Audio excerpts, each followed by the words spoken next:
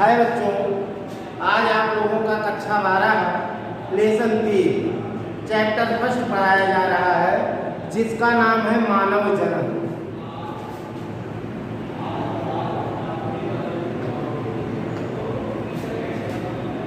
मानव जनन या human reproduction.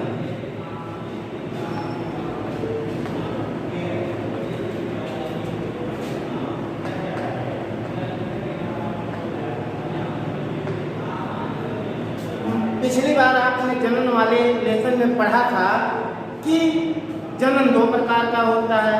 Number 1 लैंगिक जनन, नंबर 2 अलैंगिक जनन। लैंगिक जनन अधिकतर जंतुओं में पाया जाता है और अलैंगिक जनन पेड़ पौधों में पाया जाता है, कुछ जंतुओं में भी पाया जाता है। लेकिन मानव जनन लैंगिक जनन होता है। लैंगिक जनन आप लोग जानते हो कि एक लिंगी, 2 लिंगी 2 प्रकार के जीव होते हैं। एक लिंगी जीव का मतलब जिसमें दोनों जनन अंग एक ही जीव में हो, और द्विलिंगी का मतलब दोनों जनन अंग 2 अलग अलग जीवों में हो। तो मनुष्य जो है यह लैंगिक जनन करता है। इसमें नर और मादा दो अलग अलग होते हैं। नर के जनन अंग अलग होते हैं, मादा के जनन अंग अलग होते हैं। मनुष्य चूंकि कैसा प्राणी है, मनुष्य एक लिंगी प्राणी है, अर्थात इसके लिंग अलग अलग होते हैं। मनुष्यों में एक चीज और होता है, लैंगिक द्विरूपता। मनुष्यों में लैंगिक द्विरूपता पाई जाती है। लैंगिक द्विरूपता का मतलब पुरुष और स्त्री दोनों के शारीरिक संरचना में, दोनों के लिंगों में भिन्नताएं पाई जाती हैं। आप लोगों को लैंगिक द्विरूपता का मतलब क्या हुआ? लैंगिक द्विरूपता का मतलब होता है, जैसे आप लोगों ने देखा होगा कि स्त्रियों में स्तन ग्रंथियां होती हैं, पुरुषों में भी स्तन ग्रंथियां होती हैं। स्तन ग्रंथियां दोनों में होती हैं, पुरुषों में भी और महिलाओं में भी। लेकिन महिलाओं की स्तन ग्रंथियां अत्यधिक सुविकसित होती हैं। आप लोगों ने देखा होगा कि महिलाओं के स्तन बड़े होते हैं और पुरुषों के स्तन छोटे होते हैं। क्यों? क्योंकि महिलाओं की स्तन ग्रंथियां विकसित होती हैं।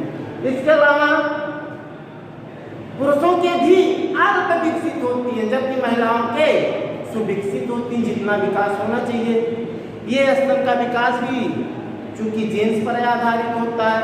इसके आगे आप लोगों ने देखा होगा कि पुरुषों की आवाज मोटी होती है। जैसे जैसे पुरुष या बच्चे बड़े होते जाते हैं, उनकी आवाज में बदलाव होता जाता है। आप लोगों ने देखा होगा कि लगभग 11-12 साल की उम्र के बाद स्त्रियों की या लड़कियों की युवावस्था जिसको आप कह सकते हो, या जो लैंगिक लक्षण होते हैं उनमें अंतर आने लगता है। पुरुषों में भी लगभग 13-14 साल की उम्र के बाद उनकी आवाज में मोटापन आना शुरू हो जाता है, शारीरिक बदलाव होने शुरू हो जाते हैं पुरुषों और महिलाओं दोनों। लड़कियों की आवाज पतली होती है। लैंगिक द्विरूपता के बारे में ही हम बता रहे हैं। पहला काम, महिलाओं की स्तन ग्रंथियां सुविकसित होती है, जबकि पुरुषों की अल्प विकसित। दूसरा, पुरुषों की आवाज मोटी होती है, जबकि महिलाओं की आवाज पतली होती है। पुरुषों के दाढ़ी, मूंछ ये सब एक अलग पहचान हो जाती है। जैसे जैसे बच्चे बड़े होते जाते हैं, 13-14-15 साल की उम्र के बाद धीरे धीरे उनके दाढ़ी मूंछ आना शुरू हो जाता है, जबकि महिलाओं में ऐसा नहीं होता। इसके अतिरिक्त आप लोगों ने देखा होगा कि महिलाओं में 12-13 साल की उम्र के बाद मेंस्ट्रुअल साइकिल शुरू हो जाता है। आर्तव चक्र या मासिक चक्र, अर्थात उनके शरीर में अंडे बनना शुरू हो जाते हैं। उनके जनन तंत्र में अंडे बनना शुरू हो जाते हैं। और पुरुष जब धीरे धीरे बच्चे जब धीरे धीरे युवावस्था में पहुंचते हैं तो उनके शरीर में शुक्राणुओं का निर्माण शुरू हो जाता है। महिलाओं में आपको चक्र या मासिक चक्र या मेंस्ट्रुअल साइकिल होता है, पुरुषों में मेंस्ट्रुअल साइकिल ये सब चीजें नहीं होती है।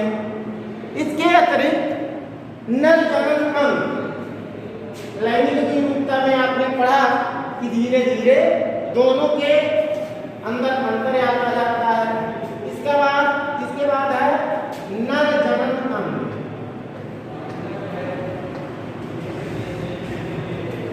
नर जनन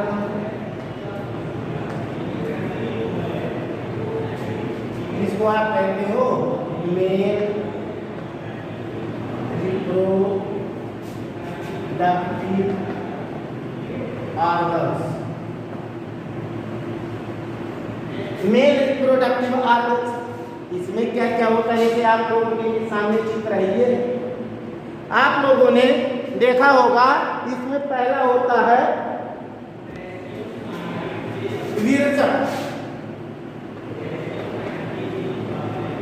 जिसको कहा जाता है ये टेस्टिस।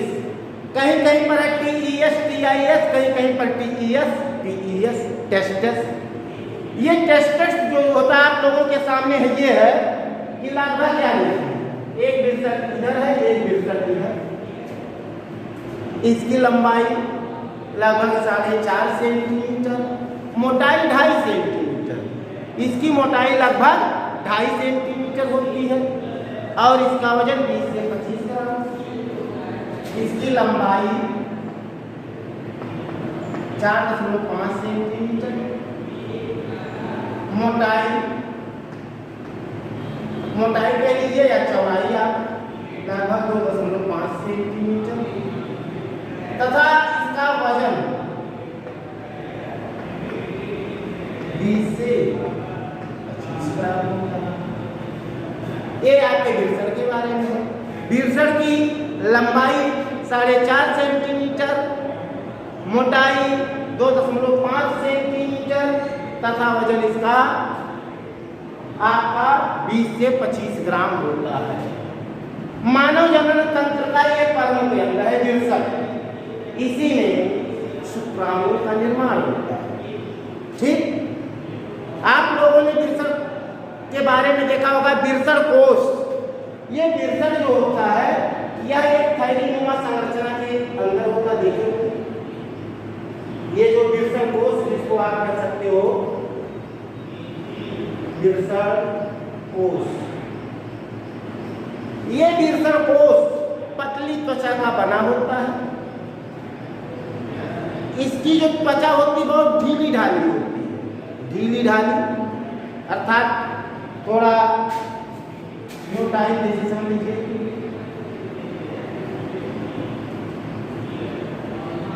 ये हम वीर्यक कोष के बारे में बता रहे हैं।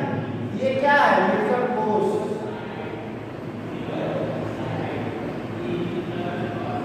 इसी वीर्यक कोष के अंदर ये वीर्यक होते हैं, टेस्टिस होते हैं। ये वीर्यक कोष वीर्यक की रक्षा करता है, हमारे वीर्यक की रक्षा करता है। वीर्यक नर जनन तंत्र का प्रमुख अंग है वीर्यक। वीर्यक किसके अंदर रहता है? वीर्यक कोष के अंदर। इस वीर्यक कोष के ऊपर छोटे छोटे रोए होते हैं, जैसे युवावस्था बच्चे बड़े होते जाते हैं। इस वीर्यक कोष के ऊपर हल्के रोम निकलना शुरू हो जाते हैं, जो बच्चों के या पुरुषों के युवा होने की निशानी होती है। ये इसके अंदर हमारे नर, इसी वीर्यक के अंदर नर हार्मोन जो प्रमुख ये आपका हार्मोन पाया जाता है टेस्टोस्टेरोन।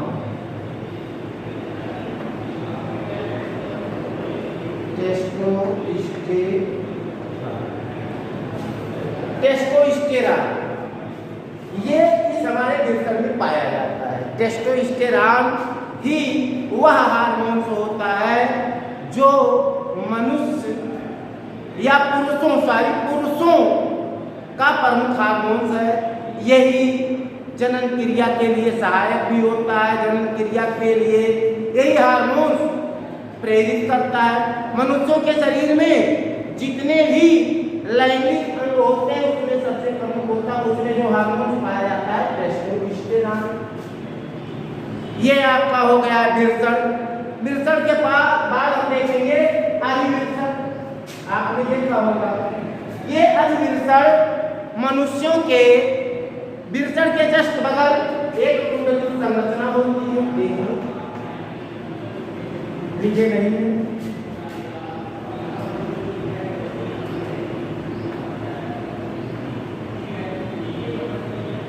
ये अधिविरसण होता है।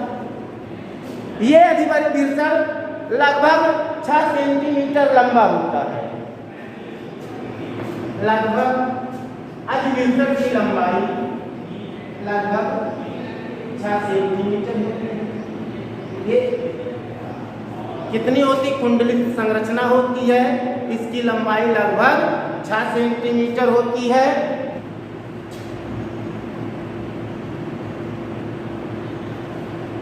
तो इसमें हमने देखा आप अब तक इस विरसण के बारे में, अधिविरसण के बारे में। अधिविरसण का प्रमुख कार्य क्या है?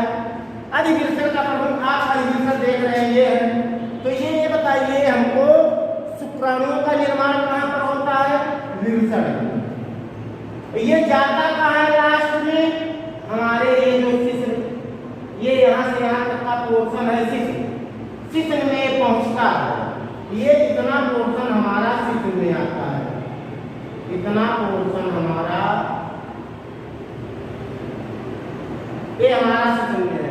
अर्थात यहाँ पर बनने वाला शुक्राणु, यहाँ विरसण में, इन दोनों विरसणों में बनने वाला शुक्राणु लास्ट में पहुँचता कहाँ है? इस शिश्न में। तो अधिविरसण का कार्य क्या है? यहाँ पर अधिविरसण का कार्य है कि विरसण में जिन शुक्राणुओं का निर्माण होता है, तो ये यहाँ तक पहुँचेंगे कहाँ? शिश्न तक पहुँचेंगे कहाँ? ये इस शुक्रवाहक या शुक्रवाहिनी के द्वारा यहाँ तक पहुँचते हैं। तो विरसण को शुक्रवाहिनी तक पहुँचाने का कार्य कौन करता है? हमारा अधिविरसण। शुक्राणुओं को विरसण से शुक्रवाहिनी तक पहुँचाने का कार्य विरसण करता है। इसको निकालने थोड़ा कराता हूँ। अभी आपने देखा टेस्टोस्टेरोन के बारे में यहाँ पर लिखा गया था। टेस्टोस्टेरोन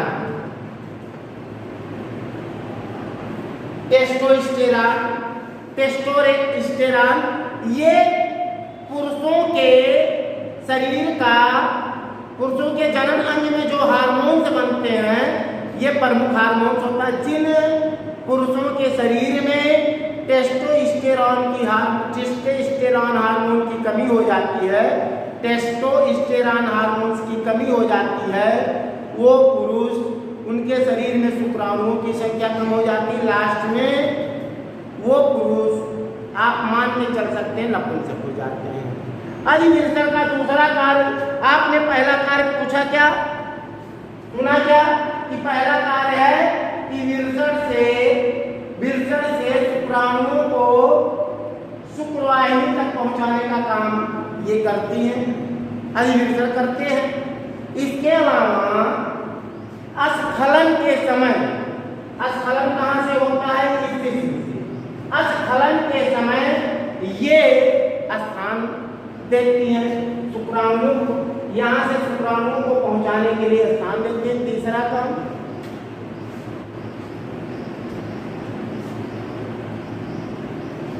जब निषेचन क्रिया होती है, निषेचन क्रिया के समय शुक्राणुओं को परिपक्वन करने का काम भी, शुक्राणुओं को परिपक्वन करने का काम भी अधिविरसण ही करता है। ये आपके प्रमुख तथ्य थे। इसके बाद आप पढ़ेंगे मूत्रमार्ग के बारे में। मूत्रमार्ग के बारे में आप देख रहे हैं, ये यहाँ से यहाँ तक का पोर्शन मूत्रमार्ग होता है। मूत्र मार्ग यहाँ से यहाँ तक की लंबाई नियर अबाउट 20 सेंटीमीटर होती है। 20 सेंटीमीटर मूत्र मार्ग की लंबाई 20 सेंटीमीटर होनी चाहिए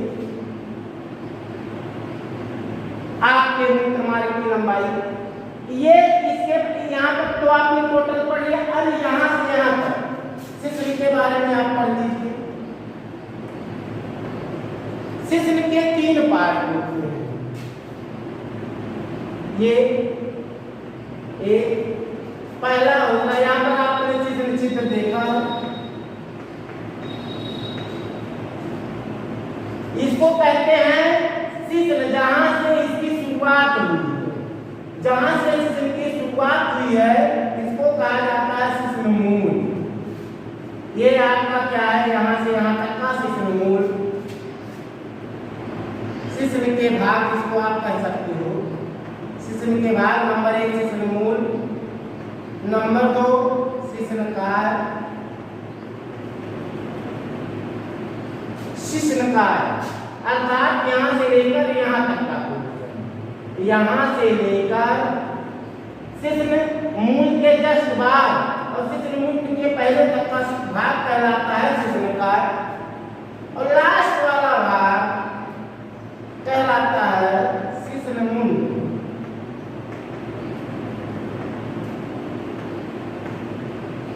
शिश्न मूल ये इतना वाला पोर्शन ये शिश्न मुंड कहलाता है। ठीक, अब इसको हम थोड़ा इरेज करके मिटा दें।